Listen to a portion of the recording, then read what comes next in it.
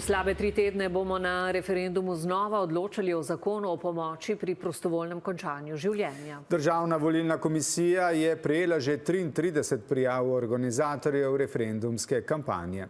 Med njimi so tudi vse parlamentarne stranke. Ema Čepon. Podporniki zakona poudarjajo pravico do izbire in odločanja o svojem življenju. Izpostavljajo primer Vesne Prijatelj, dolgoletne onkološke bolnice, ki so jo zdravniki, potem ko si je muke, kot pravijo, želela skrajšati sama, proti njeni pisno izraženi volji oživili. So njeno življenje proti njeni volji podaljšali za 9 dodatnih dni trpljenja.